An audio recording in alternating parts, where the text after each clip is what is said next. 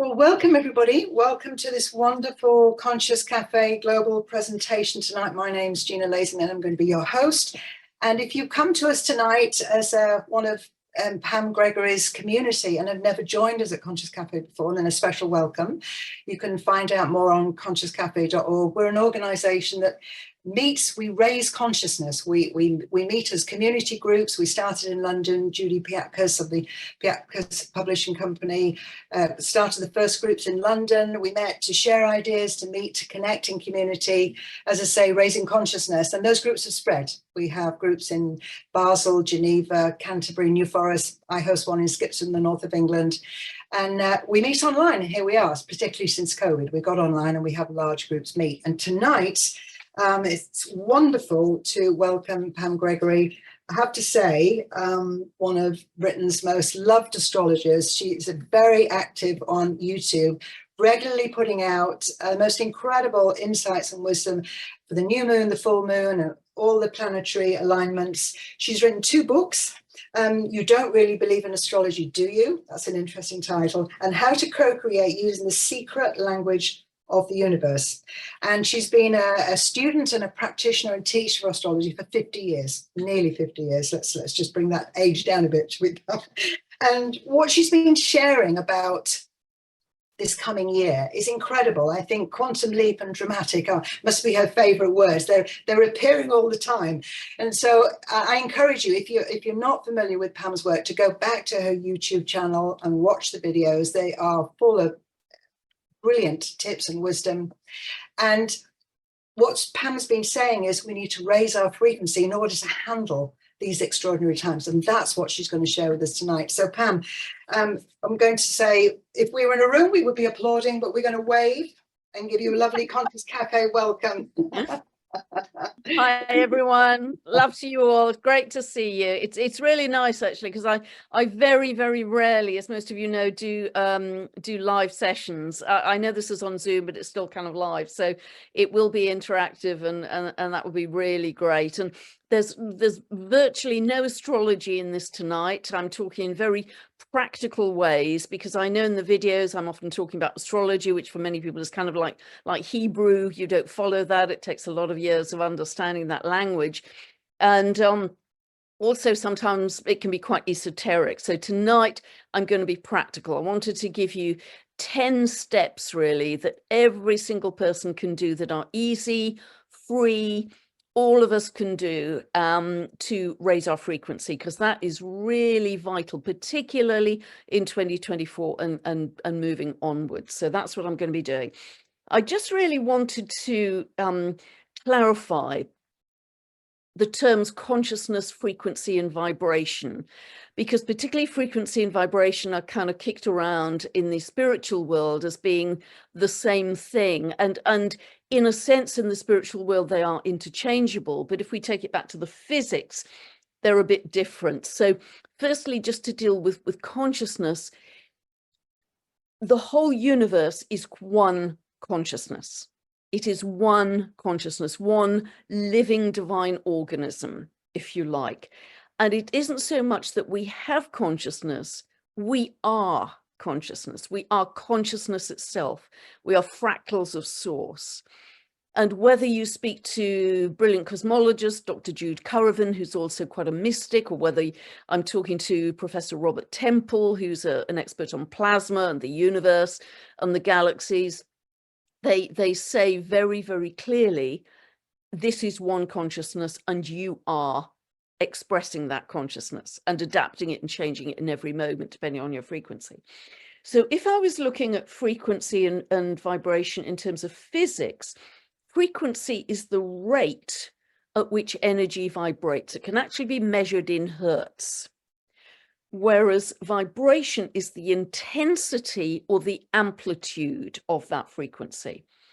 The amplitude is the strength. So frequency is the kind of up and down measurement that you can measure on certain scientific instruments, but vibration is the force that you put behind it. And the force, in a way, is very important, how intensely we feel a particular emotion. So the higher it is, the higher your frequency, the more powerful your energy becomes, and the more powerful you are as a manifester. Now, Tesla, wonderful Tesla, a great quote from him I'd like to start with. If we want to attract something into our lives, we need to match its frequency. And I passionately believe in every cell of my body, everything you attract in life is a frequency match to where you're at in frequency. It's always a frequency match, every single thing. It's actually, I think, much easier to see this in other people than see it in yourselves. I can so easily see it in clients and friends. And of course, you have to be very gentle with that. I think it's harder to see with yourself, but nevertheless, everything is a frequency match. Now, yes, of course, our frequency is conditioned by the collective consensus. It's conditioned by our soul contracts. It's conditioned by our karma. And yet we still have great latitude in how we can adjust our frequency. You know, this is where all my work is going. It's going beyond the astrology to say, okay, how can we really start to become powerful co-creators in our lives? So thoughts are electrical impulses, and they produce emotions or feelings which are magnetic waves. And together in combination, they form your electromagnetic broadcast, if you like, your electromagnetic frequency. And it is the emotions that are the most important. They have to be preceded by the thought. Everything begins with a thought, but then that goes into the emotion. And the emotions are the most powerful because they're magnetic, and therefore they magnetize a particular event or experience or reality to you. So the feelings and the emotions are the most powerful. And, you know, it really reminds me, thinking of frequency, wonderful thought leader Wayne Dyer, and one of his most famous sayings was that it isn't the phrase we use all the time, yeah, I'll believe it when I see it, but rather I'll see it when I believe it, because the belief has to come first and then you get the reality. So everything in your life, I believe, even though you're including some collective consensus, even though you know, it's your soul contract, your karma, whatever, everything in your life cascades from your frequency. Everything. That's where everything begins. And again, I believe that in every cell of my body, of the tens of thousands of charts I've done, and, you know, been around the track a few decades, it is absolutely to do with your frequency. And we are becoming more aware of this with Pluto moving into Aquarius. If you think the two jaggedy lines of Aquarius, they are very much about our electromagnetic frequency, very much so. And that's why this is coming up into common parlance so much more now. Frequency will become the new currency. Everybody will be talking about frequency.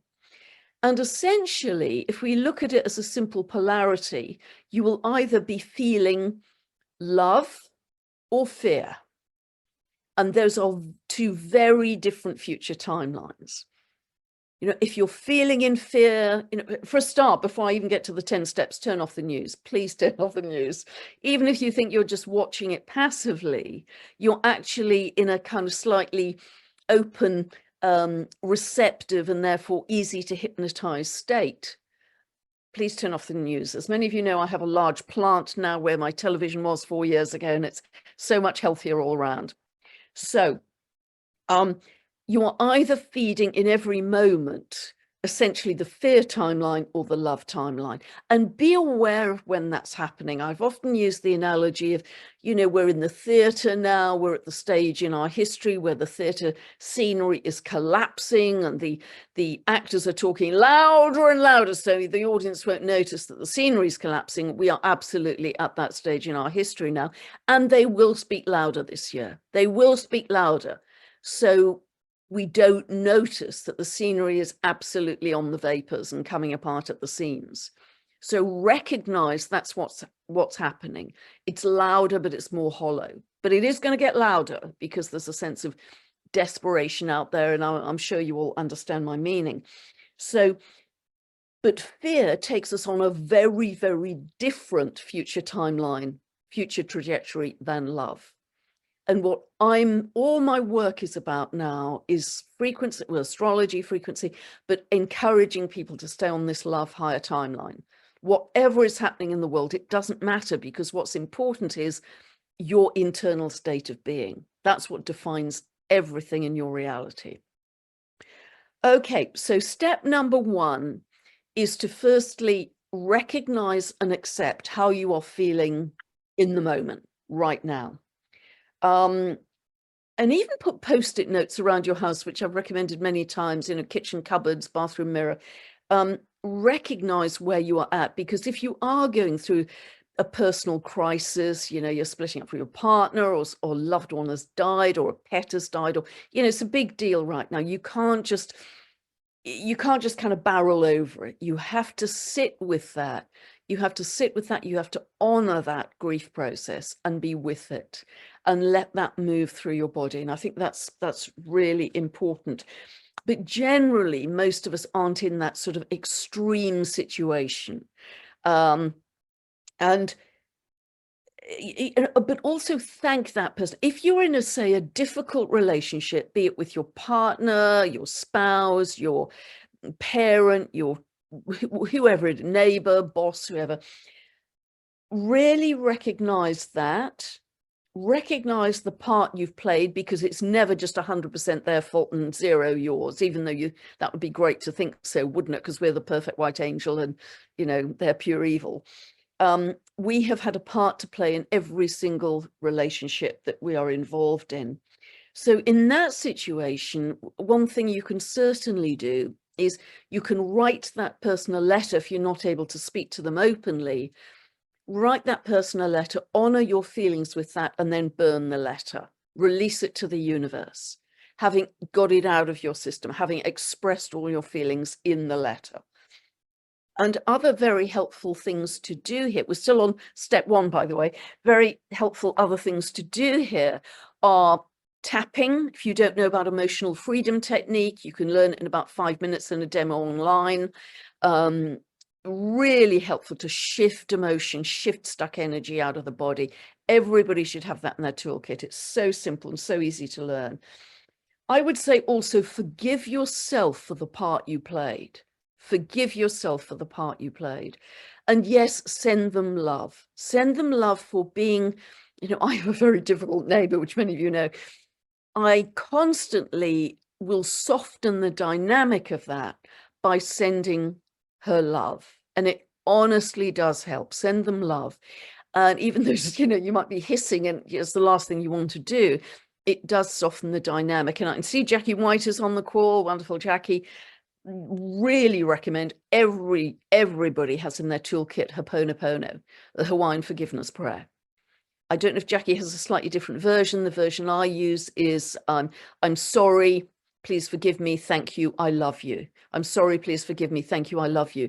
And Jackie some people do it the other way around. I'm not quite sure what Jackie does, but nevertheless, it absolutely works miracles. And you think it can't, but roll it around your head like a mantra, directing it at the person or the situation or whatever that is difficult for you, and it really softens the dynamic. And also direct it to yourself. Forgive yourself for the part you played. So that's really number one, I'd say.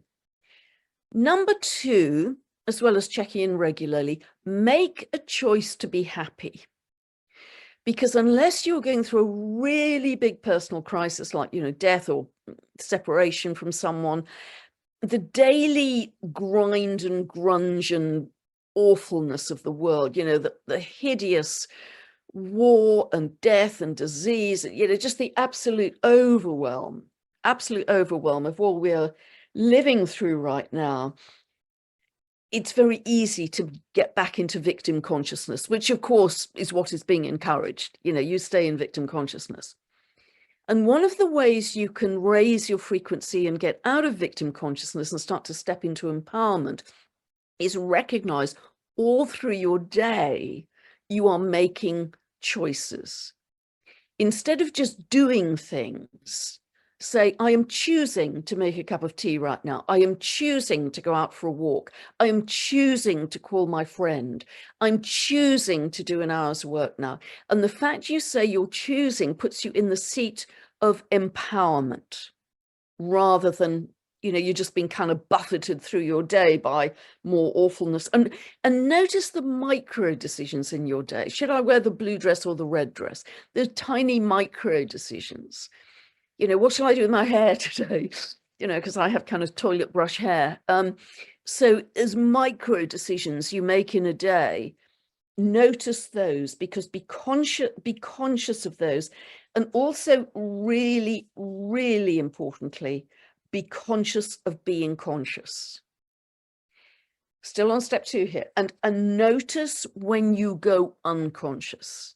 And by that, I mean, when you go on that grunge run of, God, I've got so much to do today, and so said that to me, and I'm so cross about it, I've got that tech issue, and God, I've got so much shopping to do, to those phone calls, you know, I'm not good enough, young enough, pretty enough, never going to work for me, always been the, you know, that grunge, that negative self-talk that we go on. Be aware of you are going unconscious. You're going on your habitual negative thought run. And so you've almost got to become a kind of thought policeman, which is where the post-it notes around the house really help, because you get into a habit of being conscious, as it were, reminding yourself, you know, where am I at? What's my state of being? What am I thinking about? What's my emotional state? Constantly. And if it's just a regular daily grunge, as I call it, if I'm on one of my morning walks in nature and I'm wasting that magnificent time by that kind of, you know, God, I've got so much to do today, I'm never going to get through the day, I've got so much to, which is my common grunge, you know, negative self-run. Flick it. In that situation, just flick it. Think, how lucky am I to be walking in the woods with today a blue sky? I mean, that's really something to be grateful for. It's not raining. You know, flick it to be joyful. Flick it to simple things: birdsong, blue sky, sunshine, nature, the smell of the moss, you know, hug a tree, simple, happy thoughts. And be aware of that very simple flicking technique, because it really gets you into a habit of a higher frequency by default, a higher frequency. And, you know, the constant gratitude thing really, really, you know, I'm so grateful to live in, you know, in a rural area. I'm so grateful to be in nature, so grateful to have the choice to be able to take this hour out every day. Grateful, grateful, grateful. And try and, as part of this, we're still on step 2, surround yourself with positive, happy people who leave you better than they found you. One of my principles in life is I try and leave everybody better than I found them. And I think that's a great principle. So try and surround yourself with people like that, rather than people who leave you worse than they find you. And observe that, notice that. You know, you might have had friends for donkey's years, but start to observe, gosh, you know, I've spent an hour with this person and now, you know, whoa, I'm a bit dragged down. Or, gosh, we laughed all the way. We laughed all the way. And how much that uplifts you. You know, I've got a friend I've had for 35 years, and she is on a different planet to me. She has no idea what I do for my work. In a million years, she wouldn't know what to ask. But we've dog walked together every week for 35 years. And she is such a funny person, and I adore her. So, you know, people don't fulfill necessarily all of you. People fulfill parts of you. And I adore her loyalty. I adore her sense of humor. I adore her friendship. And so celebrate that when there's an aspect of that person that you really love, and be grateful for that. I hope I'm making sense here. So step 3, really start to live intentionally, much more as we move through these times. That will lift your frequency as well. Focus on your intention. Now, people constantly say, how do I set an intention? Well, the most important thing is that you set it in the present tense, as if it were already happening. Because if you say, you know, I want so and so, or when I have so and so, you're constantly chasing it away to the future. So it is already happening. You know, I am already in perfect radiant health. I'm already a very happy person. I am safe. I am free. things that I am already easily attracting, the perfect job, the perfect home, the perfect partner, I'm already, and have the feeling, remember, feeling is the most important, have the feeling, many of you will have been pregnant at some point in your life, that feeling that you know the baby is coming. You absolutely know the baby is coming. And so it's that feeling of, it's present tense. You know, I am in this pregnancy and it's happening, and all of the joy and expectation that comes from that. So step into that feeling of, I am already in the perfect job. I am already in the perfect relationship or the perfect house, because it's the feeling that will magnetize it to you. If there's a distance between I'm just thinking it and maybe it will, maybe it won't, if I get lucky, you're not going to magnetize it. If you can step into the feeling, it will come to you much, much more quickly. And I remember, gosh, it was way back in 2007, and my mother passed away, and she left me a small inheritance. And it'd been my dream to own a small house in rural France. And so from that point on, I said, right, I'm going to make real my dream. And I filled my house with colors of France, you know, that electric blue, and photos from France, and just all kinds of things that remind, every place I went in, every room I went in the house, I thought of France. I imagined myself walking in the mountains and shopping at the local patisserie and, you know, perfecting my French. And I just stepped into, I am already living that right now. And within an incredibly short space of time of doing that, maybe sort of 2-3 weeks after I started doing that, I saw an ad for a small house in France, buying off plan. And many of you know this story because it led me on a huge kind of magic carpet ride involving a past life as a Cathar 800 years ago. But anyway, that's a whole other story. But the fact is, I magnetized that experience to me, the French house, in an incredibly short period of time, because I was living in my daydreaming, imagining moments when I was in the shower, cleaning my teeth, preparing supper. I was stepping into that French life. A really great book for this as well is I think you can still get it. It's quite an old book now, but it was such a short, simple, but brilliant book called The Cosmic Ordering Service, which had, you know, it's a really funny title. It's a very funny book by a German lady called Barbara Mohr, M-O-H-R. Really simple read. And she uses the analogy of when you're in a restaurant and you've put an order into the kitchen, and you don't keep going into the kitchen to say, I'm worried, you know, you're not going to deliver my meal. You know, is it here yet? No, because the "is it here yet" dismisses your order as well. And fretting with the chef, I'm not sure you're going to do it just, you know, the way I explained it. You know, the doubt and the fretting. Yeah, the author's name is Barbara Mohr, M-O-H-R. I'm going from memory because this is about 20-30 years ago. It's a great little book. Yeah, that's it, I think. Yeah. So live with intention, and link to that before, this is step 4 now, with any interaction I have of any kind, whether I'm just meeting a friend, whether it's a phone call, particularly if I'm doing a video, this kind of interaction, before anything at all, I will set an intention. Let this be for my highest good, the highest good of all involved, and the highest good of all. So before this video call tonight, I said, let this be for my highest good, the highest good of everybody involved in this Zoom call tonight, and the highest good of all, i.e. feed it back to the collective. Because if you do that every time, you know, we are each drops in the ocean, and we're feeding it back to the collective. Yes. Next, number four, and remember, by the way, I think it was Lynn McTaggart who said this, that altruism is the highest state of being. Altruism is the highest state of being. And the more you can live with any sense of I'm in service to others, the better those intentions will work.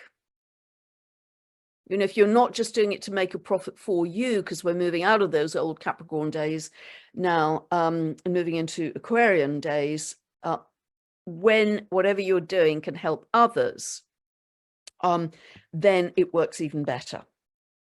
Number 5, visualize your goals. And the more detailed you can make those, the better. Activate your senses. You know, when I was talking about dreaming about the French house, I saw the colors, I put them all over the house. I smelt, you know, the French bread baking in the morning, the French coffee brewing, textures, everything. You know, imagine that you are living it. You know, if there's a baby on the way, what it's going to be like to have that baby or that puppy or whatever it is arriving, how you're going to love it and nurture it and cuddle it, and you know, you're preparing for that event, because you absolutely have no doubt it's going to come. Don't wobble. Put your spiritual blinkers on. If that's what you want, don't wobble. Don't think, oh, whoops, a daisy over here, you know, whoops, World War III, here we go. Spiritual blinkers. We are creators. That's what we're here to do. So, yes. And so number 6, actually take the action steps towards that goal. For instance, if you have a baby on the way, buy the baby clothes, buy the cot, buy the pushchair. There's a puppy coming, buy the basket, buy the puppy food, buy the lead, you know, take action, simple action steps, because you absolutely know that's going to happen. Remember, you have no doubt.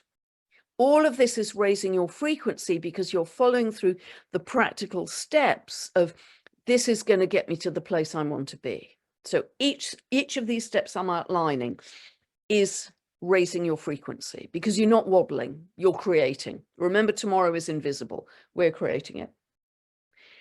Number 7 is be patient, trust and let go. Once you've set that clear intention, you've visualized it, you are taking your action steps, yep, day by day, no panic, no stress, no doubt. You just know it's going to happen, and let go, because the universe often has a way smarter idea than you have. It delivers something better so often than you've already imagined. You know, so yes, take the action, but then number 7, be patient, trust and let go. No attachment. Try and soften everything as you move through life, so you're not controlling as much, because then the little ego comes into control, and the universe is way smarter than we are to deliver what we really need in our lives. Number 8 is, and I talk about this so often, is to live from the inside out, not the outside in. And that is very easy to say, but once you get into the habit of it, you really feel that shift. You really feel that shift in a big way. In that I start my days with, you know, as soon as my feet hit the floor, I'm going to dominate my day with joy. I'm going to dominate my day with love. Whatever happens in that day, you know, I'm going to dominate it with that particular emotion that I choose, or compassion, or peace. It doesn't have to be excitable. But I decide what kind of a reality I want to live in that day. I decide. And when you do that, there's such a life force that comes from you, and you're much less buffeted by, you know, the day-to-day events, or, you know, I was paying for petrol down at my local garage today, and they've always got the radio on, and you know, I've said this before, but I'm always astonished that I used to listen to that. You know, I think, how could I possibly have listened to that? And you know, with interest, because I used to be really interested in current affairs, because that fed my newsletters of proof of the pudding, of how the astrology is playing out, and yet you know, another thing has happened in the world, and that's perfectly expressing the astrology. And now I don't want to know, because I'm determined that we create it. We collectively come together as humanity in love, and we create a much better world. This is a very big year, 2024, for us to step into our sovereignty and our power. It's so important. So all of these steps are going to help you do that. And I think, I think one of the most useful examples I gave with this in terms of living from the inside out is, well, first of all, as I say, switch off the external stimuli of, and also people send you stuff all day, don't they? I mean, people send me stuff all day long. I must get sent about 40 videos a day. There's no way I can look at them all. But if within even a few seconds, I feel them taking my frequency down, I will just stop, whatever the information is. Because the information, which many of us are familiar with anyway, the information is not going to help us raise our frequency. Your state of being is, and you control that. So we can do the information to death. And I'm sure on this call, there are many of us who've done the information to death. We really have in the last 4 years. We've been, up and down the drain pipe with that. But now you know it, and there's no more need to indulge. The next step, which is where we are at on this call, is, okay, what are we going to do about it? How do we raise our frequency to create a better, more loving, more compassionate, abundant, and peaceful world? That's what my 15-minute meditations are about on a Sunday evening. And people are having the most extraordinary experiences on those.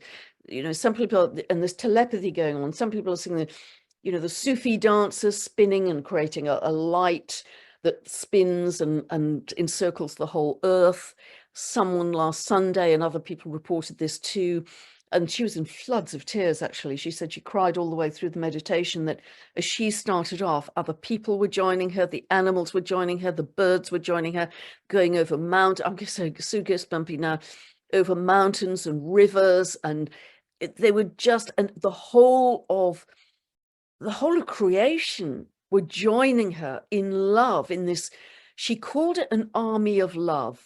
An army of love, a tsunami of love. We are doing that for free, for absolutely zero, nothing. 15 minutes of our time on a Sunday evening. So be determined to live from the inside out. And so once you start to do that, you'll really start to feel a shift of I'm in charge of my life. I run my life, and start to notice all the tiny little changes in the dynamics of relationships in your day. The difficult neighbor, the difficult boss, the difficult sibling. As you start to live with love, live with joy, live with compassion, notice how the dynamics in those particularly the difficult relationships, change, because you really do start to know. So do it as an experiment. But I think one of the clearest examples I can give with living from the inside out, imagine that you're looking in a mirror and you've got a really glum face. You don't go to the mirror to alter the glum face. You have to smile in order to change your reflection in the mirror. That is a great example of living from the inside out. You have to make the inner shift to see the shift in your outer reality in the mirror. You can't change the smile in the mirror. Am I making sense here? And I think that's quite a powerful analogy, because so often we think we've got to change all the problems out there. The war, the children, the disease, the death, the misery, the poverty, the overwhelm. It's just absolutely overwhelming if we think of those thousands of problems. What can we as a single individual possibly do to change the world? We can't. However, if we each come together, raising our frequency in love, joy, etc., then we are a powerhouse when we come together. So living from the inside out is a big one. And with that, if you can develop a really clear sense of purpose in terms of why you're here, and it may simply be, I'm here to be a smile millionaire. And that may sound really, really cheesy, and I don't care. Because if you decide you're going to be a smile millionaire, and every single person that you interact with, you smile at them, and just watch the ripple effect that has, and people in shops and stores and the local garage, and just watch how everything lightens, the frequency rises for you and for that person, and it ripples out through his day, her day, your day, whatever. Be a smile millionaire. That could be your purpose in this life right now. That's a terrific purpose, all for free. You don't have to read a book, go on a course. Number 9, I would say, is milk it. Really milk it. And by that, I mean any positive feeling, frequency that you have. Say you're waking, I do this a lot actually, because I love it. When you're waking up in the morning and it's super cozy, you know, you're as cozy as a bug in a rug. And before you open your eyes, just milk that feeling. Gosh, I'm so lucky. This mattress is so soft. This pillow is so soft. I feel so cozy. You know, wow, you know, almost like a child. Milk it, milk that emotion. And equally, when you're out in nature, and I do this frequently with my friends and drive them bonkers, I think, you know, I'll say, particularly as we get into spring, I'll say, look how green it is. It's just, you know, and they all kind of play it back to me, you know, look how green it is. But almost like a child, look how green it is. Can you feel the life force? Can you feel the electricity in the trees and the mosses and the birds and the slugs and the snails and everything? All the life force is coming back to life after winter, particularly a very long and excessively wet winter in the UK.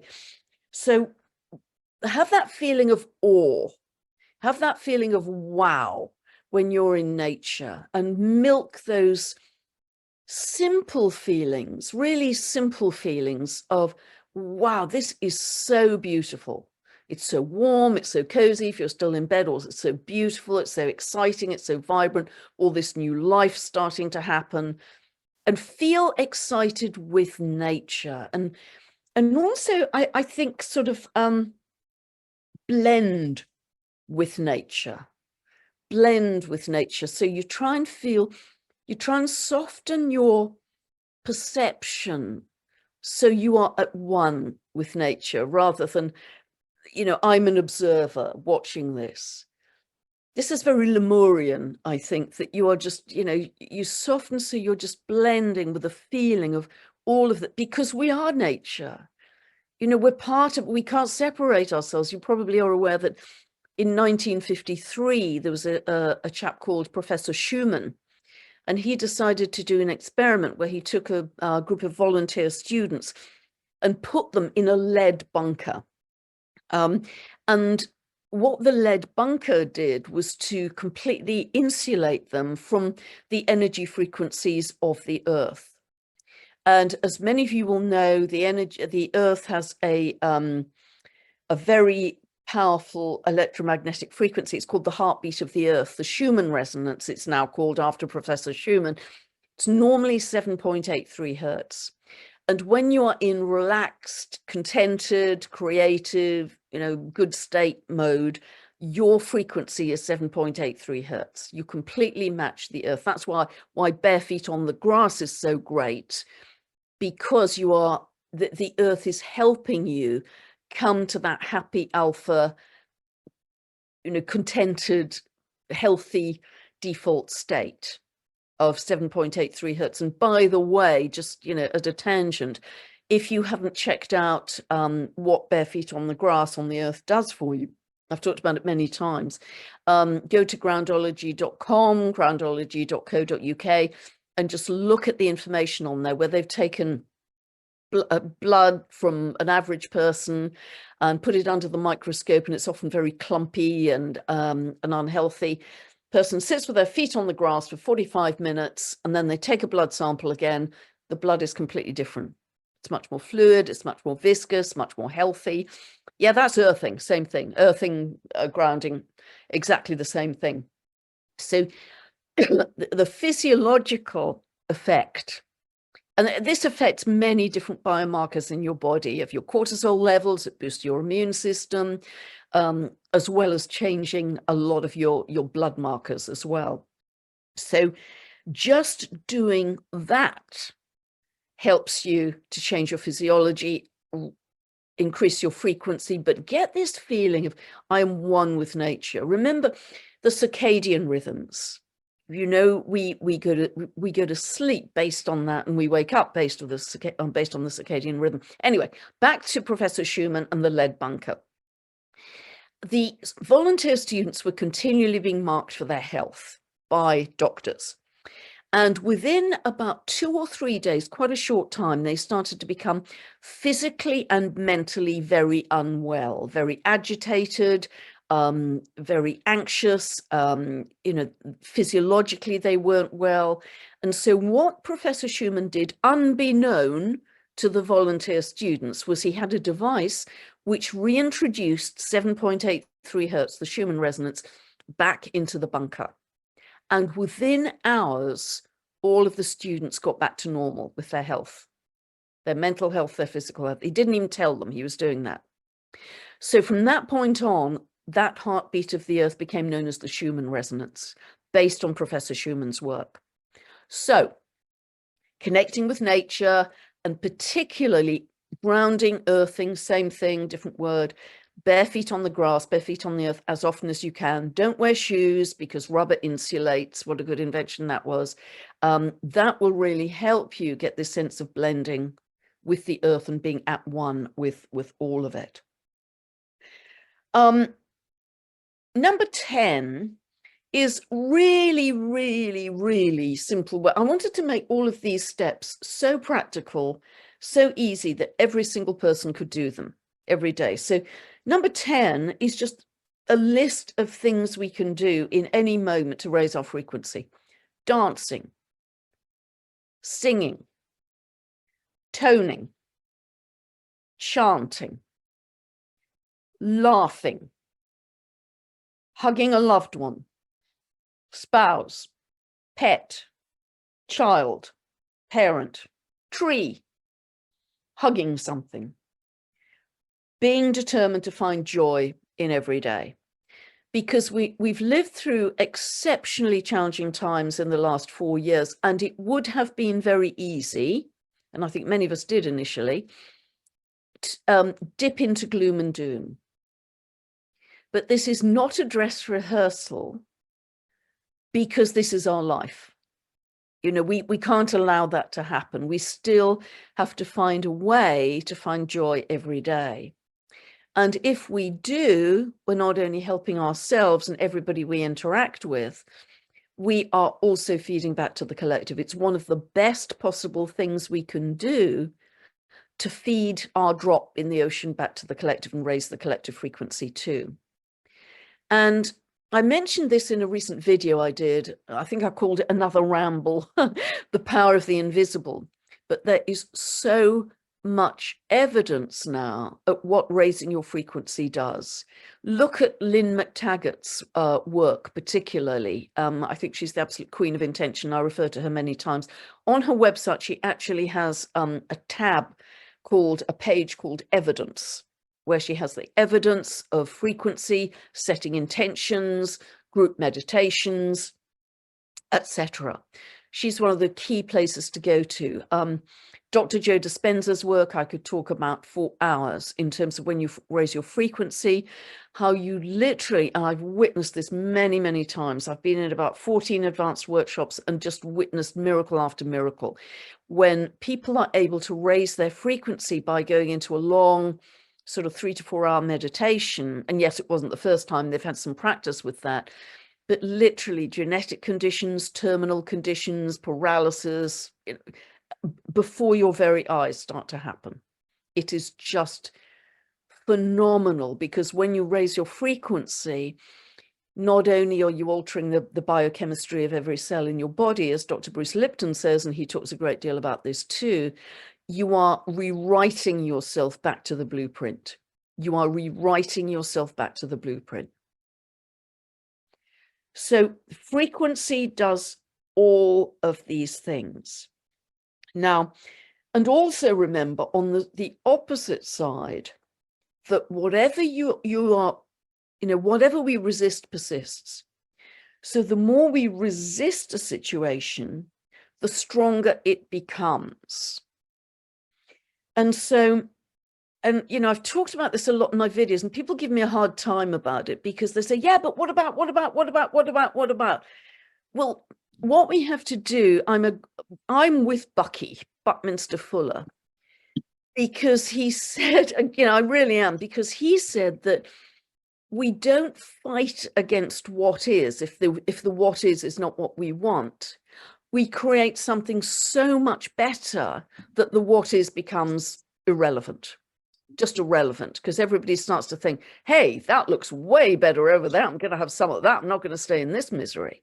And we create this momentum, which is the fastest way to get out of this mess we're in right now, to create a much more loving world. And it's happening. It's happening all over the world. If you're aware of things like Stand in the Park groups, they are global. If you're not, they have a website with locations. They have a Facebook page with locations. Every group is different depending on the individuals that make it up. I'm in one. It's a very strong, vigorous group. Every single person in that group is different. Every single person has a different piece of the puzzle. Every single person is doing something positive to create a new world. Do that kind of thing. Or the People's Food and Farming Alliance is another kind of group endeavor.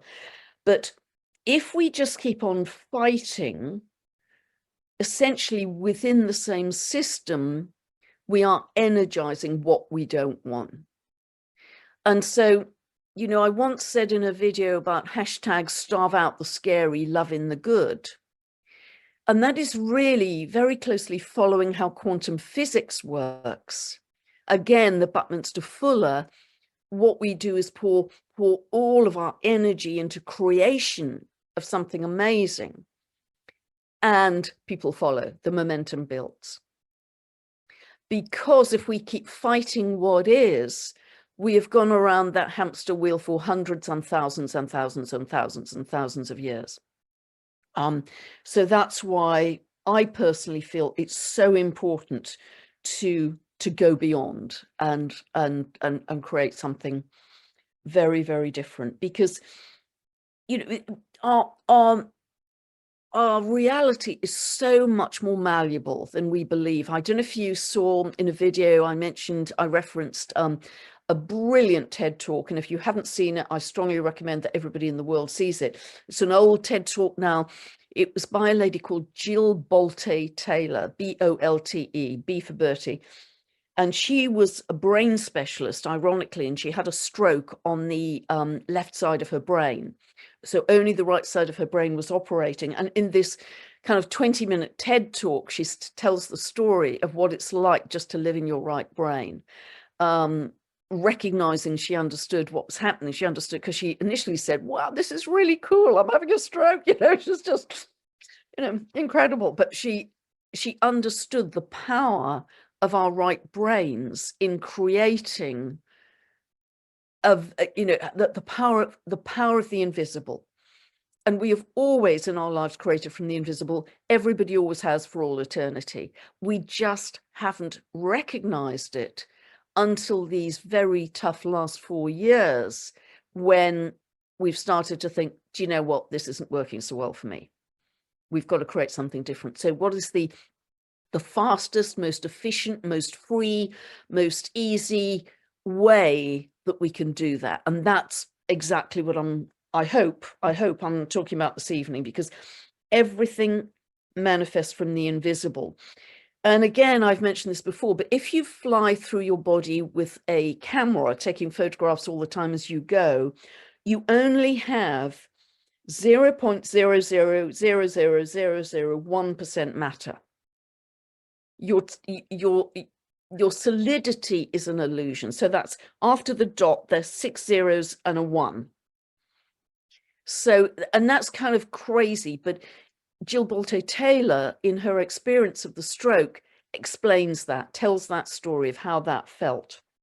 So our reality is way more malleable than we think. And to quote Dr. David Hawkins, somebody I I love. He developed the map of consciousness that many of you are familiar with. He said the universe is energy, vibrational energy. All energy vibrates. All matter is energy. All matter, i.e. you and me, is energy that is slowed down enough so we can see it and touch it. And it gives this illusion of tangibility. So there's a spectrum of density in our world. And the more you are in fear, you are literally denser. You're literally denser because you're more particle and less wave. The more you are in high frequency, in love, you are more wave and less particle, which gives you greater potential to create something very, very different with your high frequency in all the ways we've talked about. And I've been having a couple of conversations with Dr. Jude Curran, the cosmologist who understands the physics of the universe, the physics of creation. And what she said was very interesting. I thought it was called chaos theory, but she said it's called systems theory, that when a system, i.e. the world as we have it right now, is in such a mess that everything is in chaos, that is where it has the greatest potential to form into something else. It's like the plasticine, the modeling clays become much softer, much more malleable. It has because it's all breaking down and jumbling and all over the place, it has the greatest potential to create into a much, much higher state of being. And we do it by raising our frequency in all the ways we've talked about. And what's really happening, if we look at the physics of it, is we're actually, with our own frequency, now we've got to a high level, of course, going through all these steps, we are dancing, we are weaving, we are interacting, we are, you know, in this incredible tapestry with the crystalline plasma of the cosmos, weaving this tapestry with our own astrological pattern, plus the prevailing astrology. That's what's creating reality tomorrow. Tomorrow's still invisible. We can change tomorrow today. We're changing it right now by being on this call. You are raising your frequency by being on this call. So well done, if you're still hanging on in with me. So, okay, before we just turn it to you guys to go into breakout groups, one of my favorite authors is a Buddhist author called Paul Levy, that some of you may be familiar with. He's Buddhist, but he's very enmeshed in quantum physics. And he said, what we believe to be the real world is a construct of our mind. We believe the world not as it is, but as we are. Not as it is, but as we are, i.e. our belief system, our filter, our lens, and all of us have them, filters the events in the world that come into us to create our reality. So for instance, if you are in a permanent state of fear, because that is very encouraged, of course, in our world, you will filter in, you will allow in fearful experiences, news, events. Oh my God, can you believe another thing? And another thing, and another thing, because that's now your filter to allow in. If your filter is my lens on the world is that it is a loving world, you only allow in loving events into your world, loving people, loving experiences, because you filtered out the rest. You know, it's there, but it's kind of a bit distant. You know what's happening in the world, but it's not front and, you know, it's not right in your face because you filtered it out.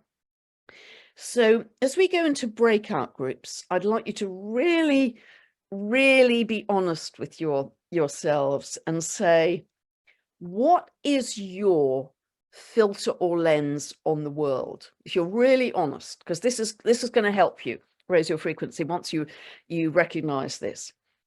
Is it fearful generally? It's another big scary thing. Is it loving? Is it cynical? Skeptical? Oh, I'm done with all this new age stuff, you know, doesn't work for me, might work for somebody, it's not working. Look at the mess the world's in. And we go back to that. So that's the question. What's your filter or lens on the world? And linked to that, how, if you're honest with yourself, is it creating your day-to-day reality? How is it creating your day-to-day reality with the job you've got, with the relationships you have, your neighbors, your boss, your friends, your family? Because the barometer for your frequency is your external reality. The barometer for your frequency, the measure, the reading of how well you're doing, is your external reality. Not to be too tough. So that is my question for the breakout group. You know, you talk about joy. I had to buy this book. I just had to. I saw it, and it's so gorgeous. The Little Book of Joy. And I thought, yeah, I need that. And I've just looked at a page, and it said that, you know, FOMO, the fear of missing out. This is a movement, the chief joy officer, the joy of missing out when something cancels. And this is about what you were saying about the reframe. And you go, oh, it's cancelled. No, I've now got more time. I would get thrilled if something's cancelled. It's lovely. Okay. I think everybody's back now. I love it when things get cancelled. I do. People are really sorry. And I go, so no problem.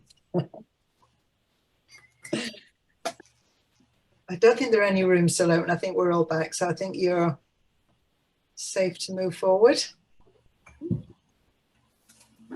Okay. Any questions, Gina, you'd like to, anything coming up in the chat that you need me to answer? No, at this stage, we haven't given people the opportunity to ask questions. Okay. I think people were talking about how much they enjoyed things, but we can okay.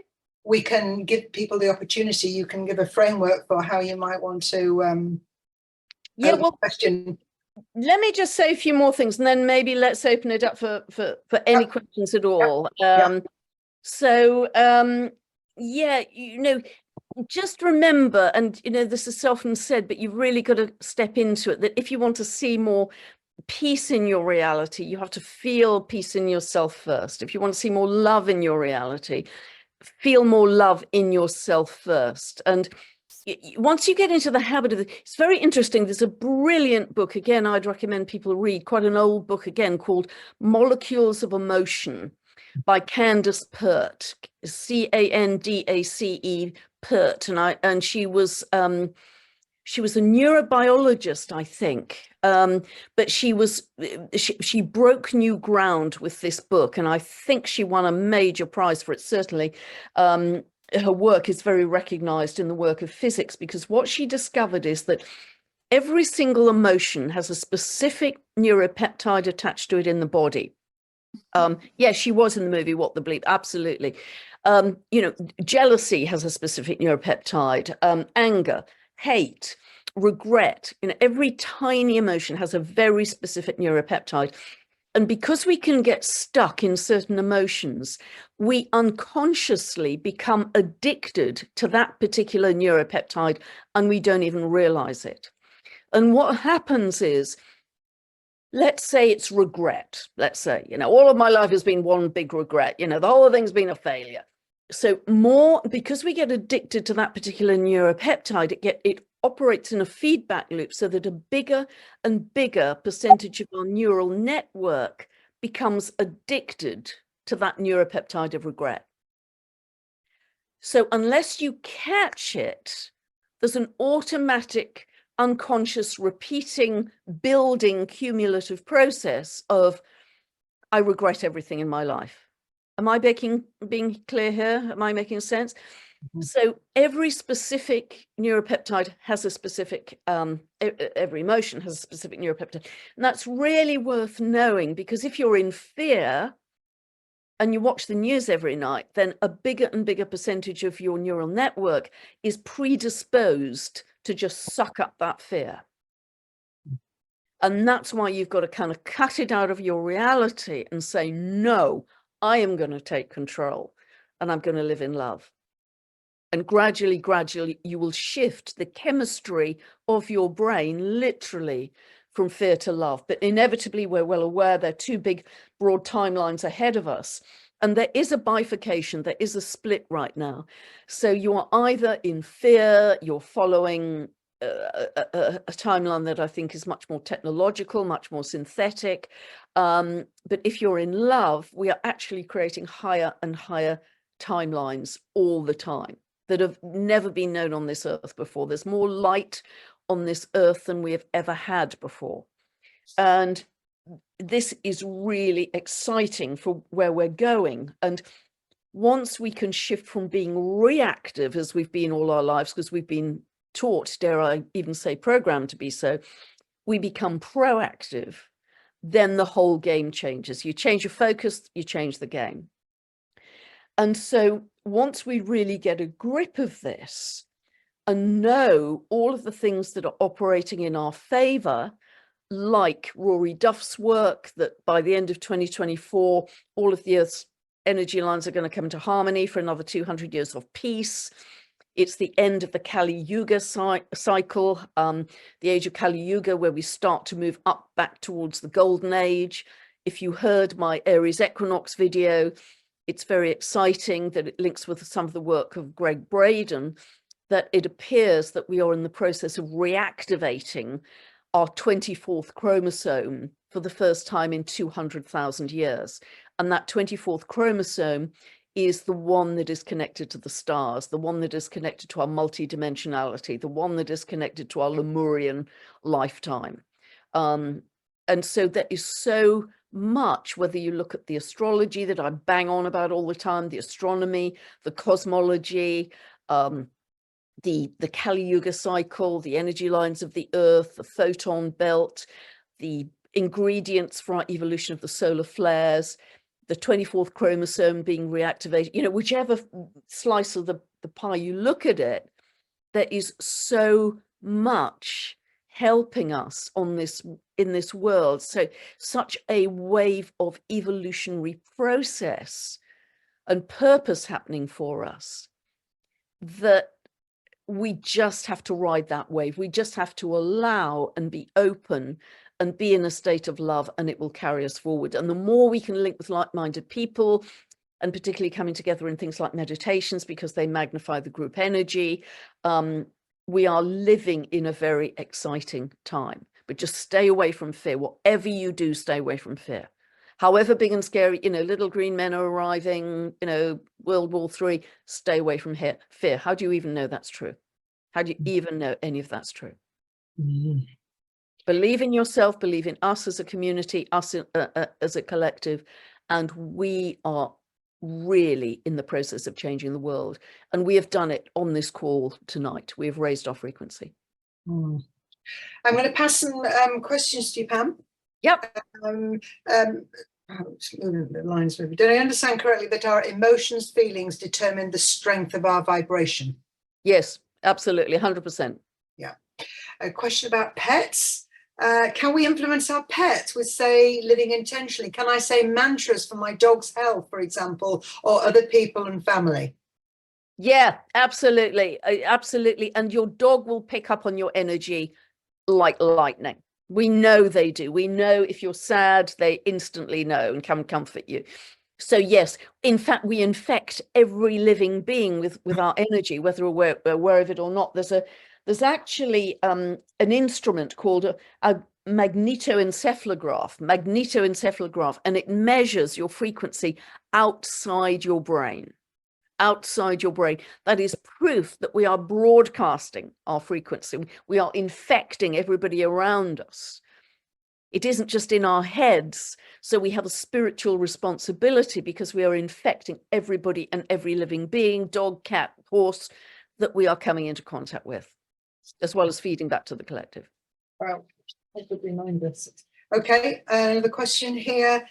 This is an interesting one for those of us who are older with older parents. How do I manage my father, who has deep dementia with profound depression, and I visit him every day? However enlightened I am, this is Natalie, I can't seem to negotiate. I can't seem to negotiate with him. I think that's a question there. So I would send him love and thank him for being such an amazingly important part of your life. The other thing I would do on an incredibly practical level, and I learned this from just by chance watching a video years ago, from a doctor, lady doctor, who was married to a doctor also. They were both elderly. Her husband had very serious dementia, didn't know who she was, couldn't tie his shoelaces, was having regular cognitive tests at the hospital. She heard somewhere that 2 tablespoons of organic coconut oil per day will dissolve the plaque in the brain that causes Alzheimer's and dementia. And so she started him on this regime, 2 tablespoons, not teaspoons. Within days, his cognitive function improved, in fact, improved so dramatically, he almost became back to normal. And rather cruelly, I thought, as a double check, she took him off the coconut oil to see what would happen, and he reverted. Yeah, I think I've seen that video. Yeah. And it's at least 2 tablespoons of coconut oil. And it's amazing because she, being a doctor, was able to do the research to find out about that. It was a scientific study. So she did that. So yes, that's good. In Indonesia, Polynesia, where they have tons of coconut oil, tons of coconuts, dementia scarcely exists. Can you expand about how to become the observer? Yeah, just really take a breath, step back and watch what's playing out, even if it's in your own personal life. Watch as if it's a movie. Just observe what, remove your emotion, because very often if it's a personal situation, we get very charged with some emotion. Just try and just say, for a few moments, I'm going to do this as a game. I'm going to take a breath and I'm just going to step back from this situation and watch it as if I was watching a movie. And see what a difference it makes. See what a difference it makes to how you see that situation, because astrology is brilliant at giving us this perspective, this objectivity that can really help us make better decisions and stop getting caught up in the reactivity. I can see a question, do they drink the coconut oil? Well, it's kind of solid like Trex. Drink it. So you've got to heat it up, but it's pretty oily stuff. I mean, I make my own raw chocolate with it. So I have big chunks of raw chocolate every day made from coconut oil. So that's how I get my fix. And I cook in coconut oil, no other oil, because it's got a very high smoke point. Yeah.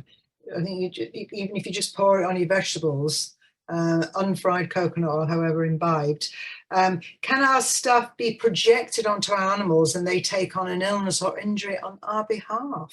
Yes. Yeah, yes, in fact, when I had 15 years of very serious kidney infection, all of my dogs got kidney problems. Interesting. What's your opinion on people using drugs and alcohol to affect their lives? No judgment. It's up to everybody to use their own discernment, etc. I think as we raise in frequency, we just want to do those things less and less. Yeah. We want less and less, tobacco, alcohol, meat, heavy, dense foods. We want lighter foods, more raw foods, and eventually the amount we eat will reduce as well, I think. Interesting.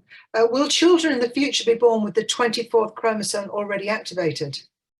I don't know the clinical answer to that, but boy, are they gifted. They are. They're very special. There's some children I've heard lead their parents in meditation. That doesn't surprise me. They are way ahead of us. Jessica asks, do you know about light language and how it affects vibration? I know people who speak it, and they are very high frequency beings. So yes, I think you have to be at a high frequency to access it and speak it. If we're sensitive to solar flares and light photons, and the Earth is bombarded some days more than others, when our bodies are responding to and resounding directly with that vibration, how do we overcome the heaviness in our physicality on those days? Yep, I suffer from it too, because I'm very EMF sensitive. Try, what you resist persists. So try and welcome these ingredients for our evolution in, because they are ingredients for our evolution. There's a wonderful chap on Facebook called Jason Esters, and his phrase for them was, they are stem cells for your soul. Brilliant. Stem cells for your soul. So however physically uncomfortable it is, and I sometimes have nights with 1 hour's sleep, and I've got 10 hours of work to get through the next day, even if it's physically uncomfortable and you're frazzled and shredded, welcome them in, because they are part of your evolution. They're helping to reactivate the DNA. Oh, That's wonderful. I And love there's that. no rehearsal, you know, we're in it. Yeah. Stem cells for your soul. Yeah, Yeah, we know about great. stem cells. Yeah. Um, Somebody saying they have similar problems with their mum as with negative, and I try to raise her vibrations with massage healing, coconut, and healing Reiki. I use coconut oil for everything. Well, that's a comment there. Okay. I pulled a comment earlier on, which is you don't do consultations, Pam, and somebody was working with astrology before who now retired. Is there a place, do you know a good place where we can find astrology for consultation has been asked? Are there people you recommend? Yeah, I mean, I or- stopped 3 years ago simply because it used to take me about 4 hours prep to do a session, which was 90 minutes. You know, there's a very big chunk of a day for one person. I absolutely love doing them, but, you know, I'm just working 7 days a week trying to help people in collective through this transformation. So I don't have time. A lady who did her master's course at the same time as me, US astrologer Kathy Rose, is excellent. She's world class. I've done some videos with her. You can see those on my YouTube channel. But alternatively, if you go to somewhere like the Faculty of Astrological Studies in London, they should have a professional astrology list that should be actually global, not just UK based. Mhm. And there is a professional, what's it called? Professional Association of Astrologers, I think, have a list. Okay. But I simply just, you know, don't have time anymore, sadly. Yeah. Unless I learn not to sleep, maybe I should just use that sleeplessness to. Or you could make a clone Yes. with new technology. Yes. How would you advise people who are caught up in huge trauma, caught up in terror attacks and their aftermath, war, etc., when it's much harder to stand back from the situation?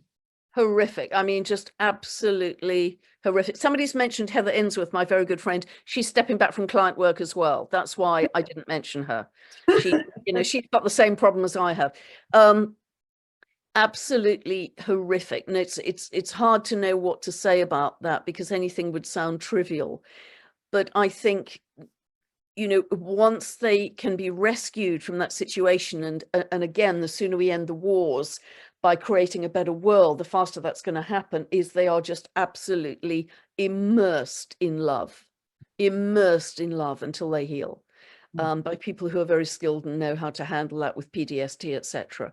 There's no easy answer to that. But I don't think, and although we listening to this call may not have experienced that severity of challenge, all of us in our lives have experienced pretty big challenges. Otherwise, I don't think you'd be on this call. No. Somebody's asked, just scrolling back here, somebody's asked about, there's a lot of women on the call. Yes.